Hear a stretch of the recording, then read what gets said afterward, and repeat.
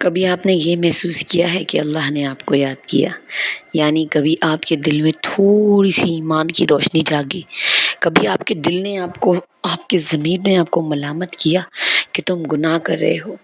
تم غلط کر رہے ہو؟ کبھی آپ کو محسوس ہوا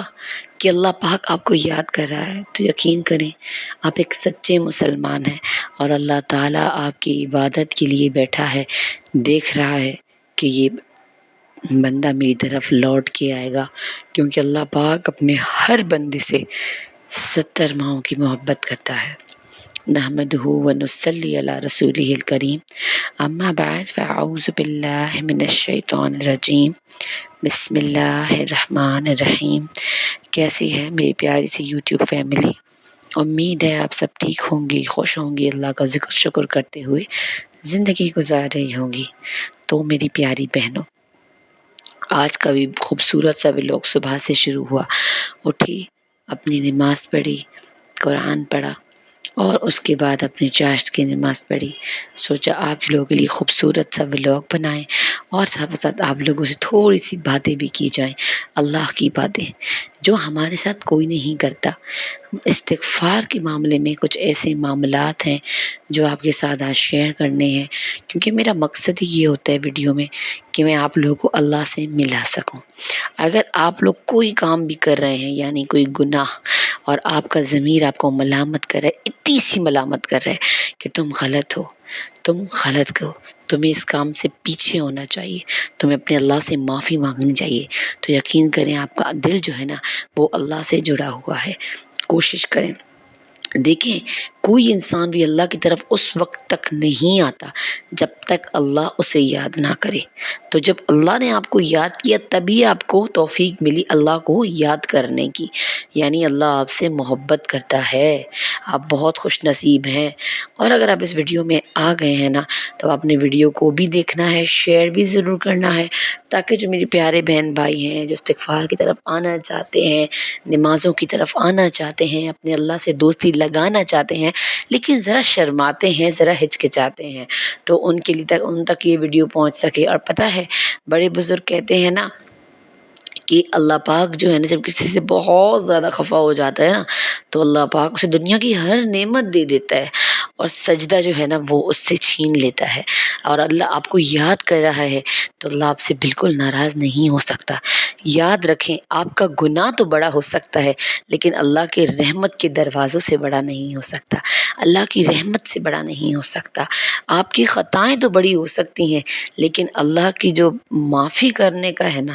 اس سے زیادہ بڑی خطائیں نہیں ہو سکتی۔ قیامت تک، یعنی جب تک آپ زندہ ہے، آپ کی سانس چل رہی ہے نا،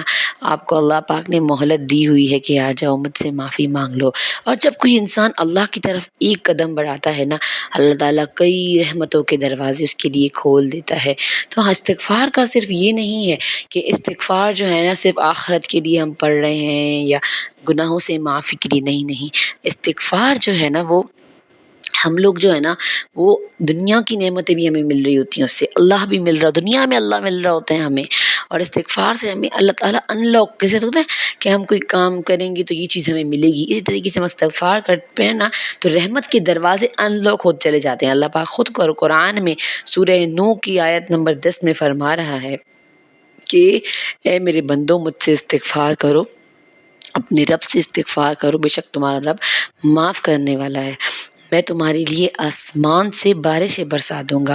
میں تمہیں اولاد اور مال عطا کر دوں گا، میں تمہارے لیے باغات اور نہریں بہا دوں گا۔ اللہ پاک کتنے وعدے سورہ نوح میں کر رہا ہے، اب استغفار سے کر رہا ہے نا۔ اللہ پاک نے یہ تو نہیں کہا کہ آپ جو ہے نا فلاں کام کریں میں آپ کو یہ دوں گا وہ دوں گا، اللہ نے کہا استغفار کرو، اپنے اللہ سے معافی مانگو، بے شک تمہارا اللہ بہت معاف کرنے والا ہے۔ یہاں پہ شیطان خبیث جو ہے نا وہ آپ کو ضرور بہکائے گا، کہے گا کہ چھوڑ ایک دن تو نماز پڑھے گا دوسرے دن تیرا پھر وہی حال ہوگا، یا پھر کہے گا کہ گناہ تو آج کر رہے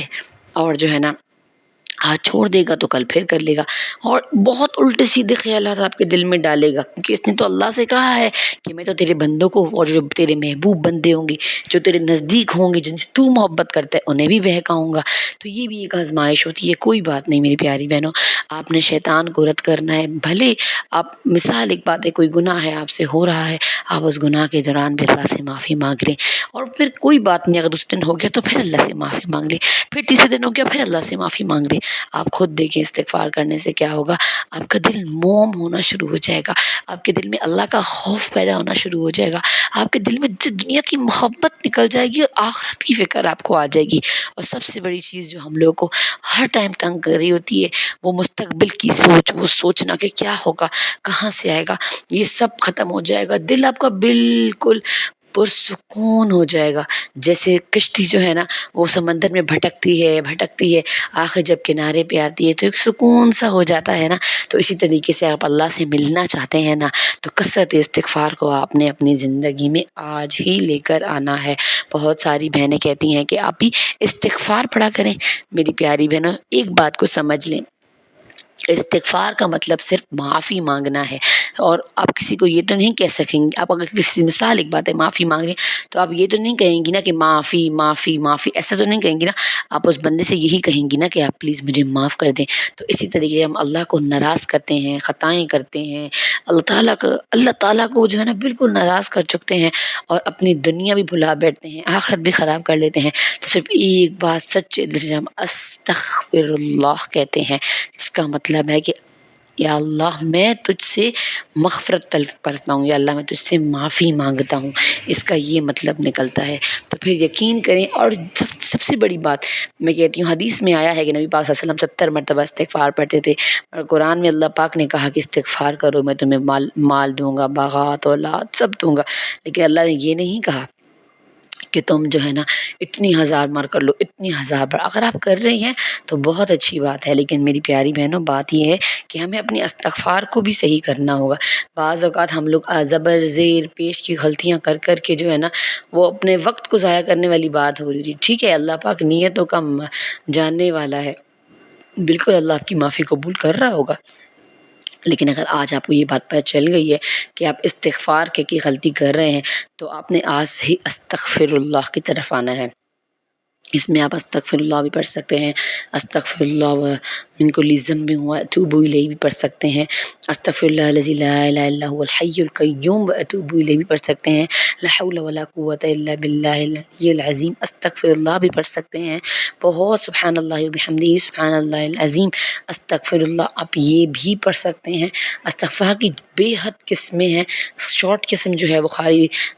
رب اغفر لی ہے، استغفر اللہ ہے، رب تب علیہ ہے، اور جو جتنا لانگ پہ جائیں تو پھر سید الاستغفار جو چھٹا کلمہ ہوتا ہے جسے یہ استغفار کہا جاتا ہے، وہ ہے، آپ وہ پڑھ سکتے ہیں۔ بات یہ ہو رہی ہے کہ آپ نے اللہ کی طرف پہلے آنا ہے، اللہ کی طرف پہلے جھکنا ہے، اللہ کو بتانا ہے کہ یا اللہ تعالیٰ میں گناہ کر چکا، یا اللہ اب میں گناہ نہیں کروں گا۔ ہاں یہ ہم انسان ہیں، دیکھیں انسانوں سے غلطیاں ہوتی ہیں، اب آپ یہ دل میں نہ لائیں کہ اب میں نے استغفار کر لیا تو میں گناہ نہیں کروں گا، اور پھر آپ گناہ کر رہے ہیں اور پھر آپ معافی ہی نہیں مانگ رہے، تو پھر یہ بہت غلط بات ہو جاتی ہے۔ اپنے دل میں آپ، خیر اگر روز بھی گناہ کریں ہیں تو اب روز استغفار کر کے سوئیں، کوشش کریں رات کو سونے کی ترتیب بنائیں، تو آپ نے سوتے وقت جو ہے نا روزانہ 1000 مرتبہ یا 100 200، اور میں شرط سے کہتی ہوں جب مجھے نیند نہیں آ رہی ہوتی نا، میں استغفر اللہ پڑھنا شروع کر دیتی ہوں، اتنا استغفار کرتی ہوں، اتنا استغفار کرتی ہوں کہ کرتے کرتے سو جاتی ہوں، اور میری فجر میں پھر ضرور آنکھ کھلتی ہے، کیونکہ میں اللہ سے دوستی لگا بیٹھی ہوں نا بھائی۔